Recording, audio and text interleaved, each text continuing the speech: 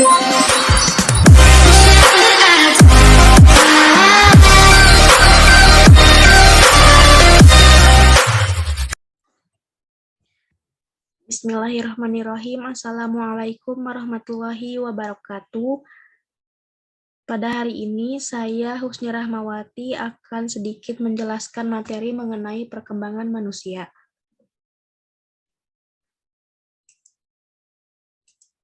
Teman-teman tahu gak sih apa itu perkembangan manusia? Perkembangan manusia menurut Subtrock adalah suatu proses alamiah yang dapat dibuktikan secara ilmiah tentang transformasi atau pola tahapan perkembangan manusia sepanjang kehidupannya. Pertumbuhan secara sistematis lebih banyak mengkaji tentang perubahan secara kuantitatif atau pertumbuhan, walaupun di dalamnya terdapat proses penurunan. Diperkuat dengan pendapat perkembangan Papalia bahwa manusia bersifat sistematis, yang artinya proses perkembangan manusia bersifat teratur, bertahap, dan berkelanjutan. Contohnya, kemampuan berjalan pada usia anak dimungkinkan akan terjadi jika anak telah melalui perkembangan sebelumnya, seperti merambat dan merangkak, atau anak akan mampu melakukan aktivitas duduk jika ia telah mampu mengangkat leher dan mengangkat dada. Yang selanjutnya, perkembangan manusia dari sudut pandang psikologi. Perkembangan manusia merujuk pada pola kelanjutan serta perubahan yang terjadi pada seorang individu selama perjalanan hidupnya. Perkembangan manusia sangatlah kompleks karena merupakan hasil dari beberapa proses antara lain. Yang pertama, proses fisik yang bersifat biologis. Yang kedua, proses kognitif yang terjadi dalam pikiran, kecerdasan, dan bahasa. Dan yang ketiga, proses sosio-emosional yang meliputi perubahan antar hubungan individu, emosi, serta kepribadian. Nah, yang selanjutnya, tahap perkembangan manusia terbagi menjadi beberapa tahap. Yang pertama, masa prenatal atau periode sebelum lahir. Nah, di dalam masa prenatal ini juga terbagi menjadi 3. Yang pertama, masa genital, yang terjadi pada minggu ke-1 sampai minggu ke-2, yakni dimulai dari sel telur yang dibuahi sel dan membentuk sel-sel yang menempel pada dinding rahim. Yang selanjutnya, masa embrionik, terjadi pada minggu ke-3 sampai minggu ke-8, yakni mulai terbentuknya organ dan saluran syaraf. Dan yang ketiga, masa fetal, yaitu pada bulan ke-2 sampai bulan ke-9, di mana mulai matangnya pembentukan organ, otot mulai bergerak, dan organ mulai berfungsi. Nah, yang selanjutnya ada periode bayi dan toddler, dari lahir hingga usia 18 sampai 24 bulan. Periode bayi adalah ketika seseorang tergantung secara penuh pada orang dewasa untuk pemenuhan kebutuhan hidupnya seperti makan, pakaian, dan lain-lain. Pada masa ini, ikatan yang erat dengan orang lain terbentuk untuk pertama kalinya. Periode bayi berlangsung kurang lebih selama 1 tahun pertama kehidupan. Masa selanjutnya disebut sebagai rentang periode toddler. Pada masa ini, seorang anak mulai mengembangkan otonomi sejalan dengan kemampuannya untuk berbicara dan melakukan mobilitas. Tetapi bagaimanapun mereka tetap membutuhkan orang tua dan pengasuh untuk menyediakan lingkungan yang aman bagi mereka dalam melakukan berbagai hal. Yang selanjutnya, masa kanak-kanak. Awal masa kanak-kanak berlangsung dari usia 2 sampai 6 tahun. Masa ini dianggap sebagai saat belajar untuk mencapai berbagai keterampilan. Karena anak senang mengulang dan mencoba hal-hal baru. Selain itu, perkembangan berbicara berlangsung cepat. Awal masa kanak-kanak ditandai oleh moralitas dengan paksaan. yaitu suatu masa di mana anak belajar mematuhi peraturan secara otomatis melalui hukuman dan pujian.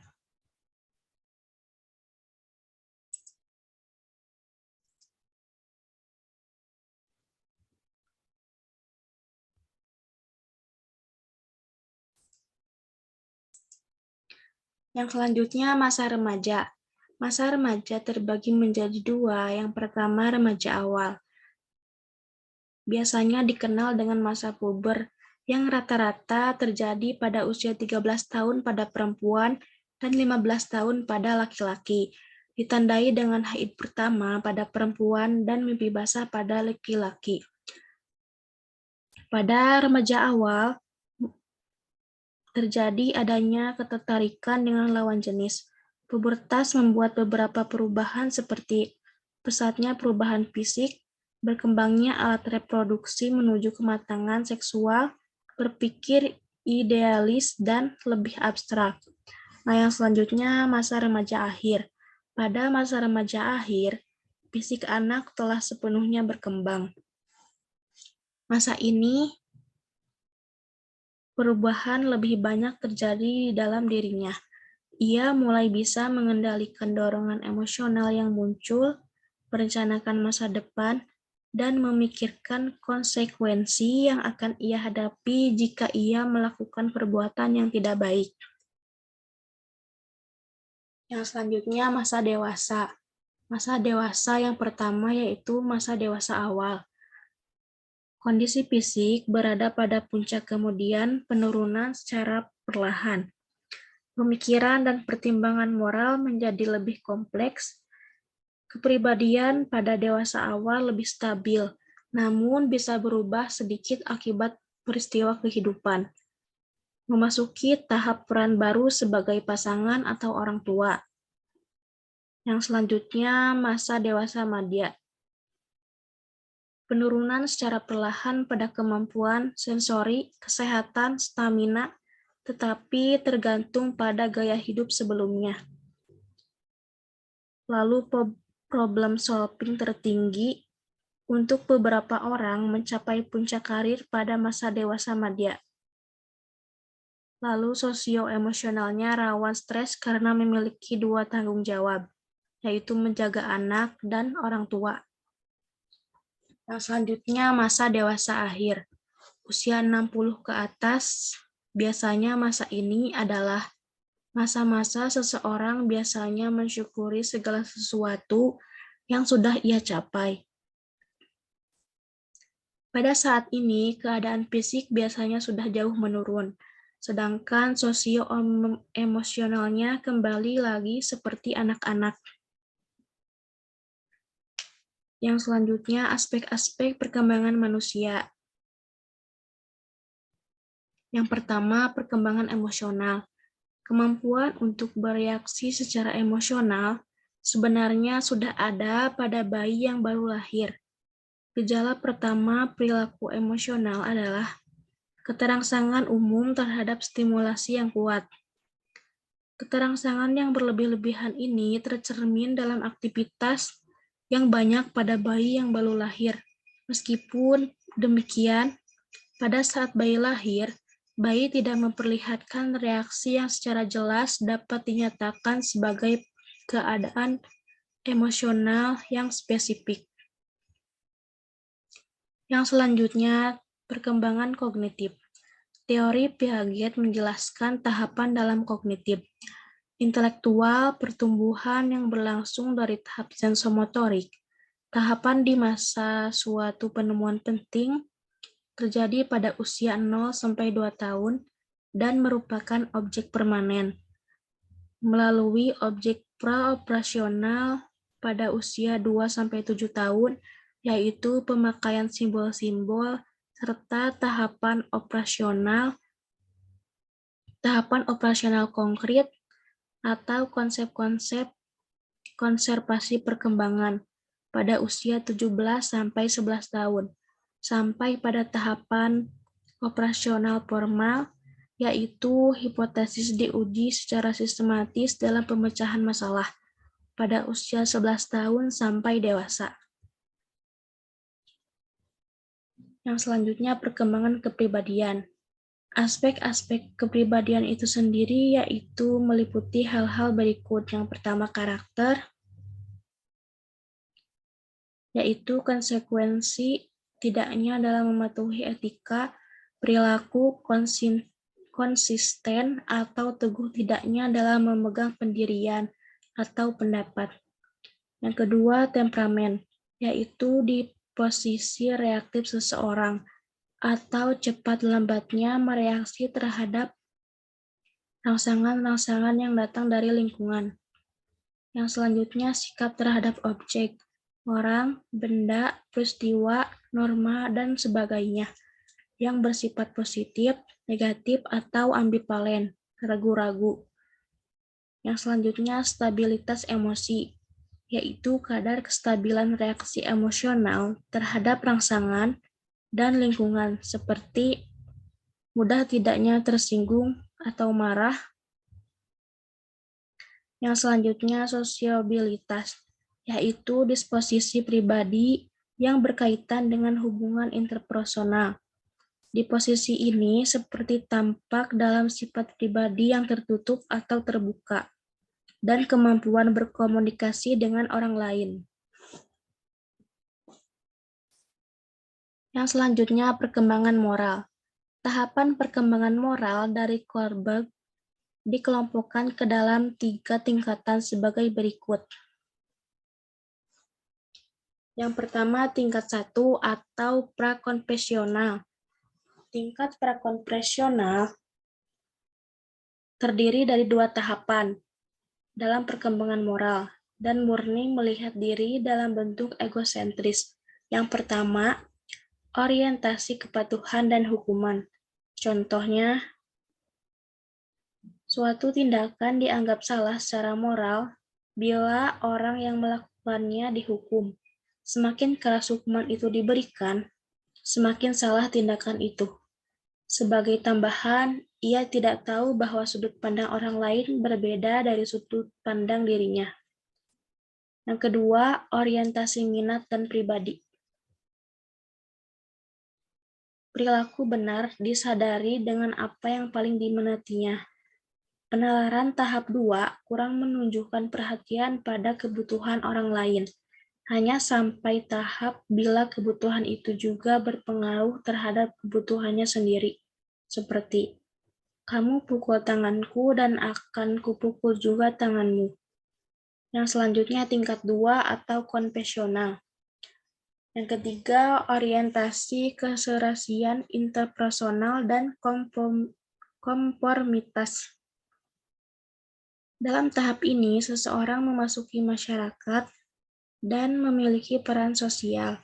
Individu mau menerima persetujuan atau ketidaksetujuan dari orang lain karena hal tersebut merefleksikan persetujuan masyarakat terhadap peran yang dimilikinya, seperti menjadi anak baik karena tahu gunanya hal tersebut.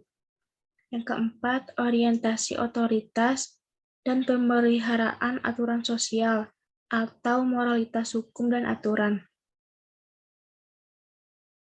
Dalam tahap ini, ada keharusan mematuhi hukum, keputusan, dan konvensi sosial karena berguna untuk memelihara fungsi dari masyarakat. Contohnya, bila seseorang bisa melanggar hukum, mungkin orang lain juga demikian, sehingga ada kewajiban untuk mematuhi hukum dan aturan. Bila seseorang melanggar hukum, maka ia salah secara moral. Yang ketiga, tingkat pasca konvensional, dikenal sebagai tingkat berprinsip. Kenyataan bahwa individu-individu adalah entitas yang terpisah dari masyarakat kini menjadi semakin jelas. Perspektif seseorang harus dilihat sebelum perspektif masyarakat. Yang kelima, orientasi kontrak sosial. Pada tahap ini, seseorang memahami bahwa nilai-nilai dan aturan-aturan adalah bersifat relatif, dan bahwa standar dapat berbeda-beda dari satu orang ke orang lain. menyadari bahwa hukum penting bagi masyarakat, tetapi juga mengetahui bahwa hukum dapat diubah. Yang keenam, prinsip etika universal. Perilaku yang dia lakukan berdasarkan hati nurani, yang memiliki prinsip keadilan, kesediaan untuk membantu satu sama lain, persamaan hak manusia, dan hak hormat untuk martabat manusia secara pribadi. Contohnya, seorang kakak mencuri roti untuk adiknya yang kelaparan. Di sini perbuatan si kakak bisa dibilang tidak bersalah, karena apa yang ia lakukan adalah untuk menolong orang lain atau menolong adiknya.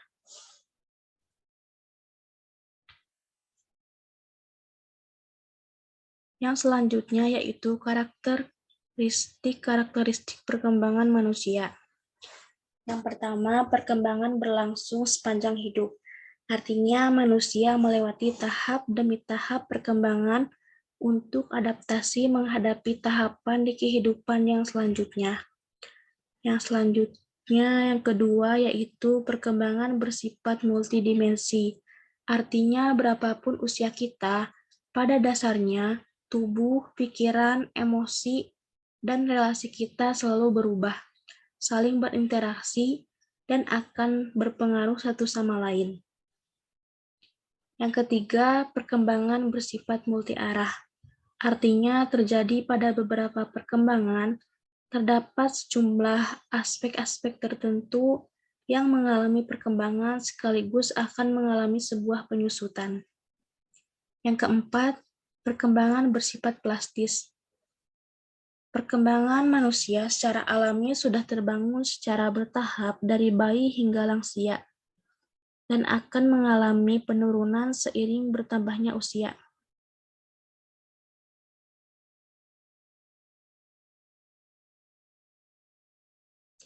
Plastis di sini artinya kapasitas untuk berubah. Sebagai contoh, masih mampukah kita meningkatkan keterampilan intelektual ketika sudah berusia 70 atau 80 tahun, atau mungkin pada usia 30, keterampilan intelektual kita stagnan, sehingga tidak ada upaya yang dapat ditempuh untuk meningkatkannya. Yang kelima, perkembangan bersifat multidisiplin, yaitu kajian tentang perkembangan manusia tidak hanya dimonopoli oleh satu bidang saja, namun melibatkan bidang atau profesi yang lainnya seperti psikolog, sosiolog, antropolog, ahli saraf, dan kedokteran. Yang keenam, perkembangan bersifat konstekstual, yaitu semua perkembangan manusia berlangsung dalam kehidupan atau sebuah konteks. Konteks di sini dapat berarti keluarga, sekolah, kelompok sosial, kawan sebaya, tempat tinggal, kota di mana ia tinggal, dan lain-lain. Yang selanjutnya, perkembangan melibatkan pertumbuhan, perawatan, serta pengaturan terhadap kehilangan. Nah, yang terakhir, faktor biologi, budaya, dan individu adalah konstruk yang berjalan bersamaan pada perkembangan manusia. Artinya, setiap hasil dari berkembangnya manusia dipengaruhi oleh interaksi antara faktor biologis, budaya, dan individu. Hal tersebut juga dapat membantu otak pada manusia. Sebagai contoh, otak membentuk budaya, namun otak juga dibentuk budaya dan pengalaman yang telah dimiliki atau sedang dikumpulkan oleh seseorang. Kesimpulannya dari materi yang sudah saya bacakan yaitu perkembangan dan pertumbuhan manusia adalah perkembangan dapat diartikan sebagai perubahan yang progresif dan berkesinambungan dalam diri individu dari mulai lahir sampai ia meninggal. Pengertian lain dari perkembangan adalah perubahan-perubahan yang dialami individu atau organisme menuju tingkat kedewasaannya. atau kematangannya yang berlangsung secara sistematis, progresif, dan berkesinambungan, baik menyangkut fisik atau jasmania, maupun psikis dan memiliki tugas serta tahapan-tahapan perkembangan dan pertumbuhan manusia dari awal kehidupannya hingga akhir kehidupan.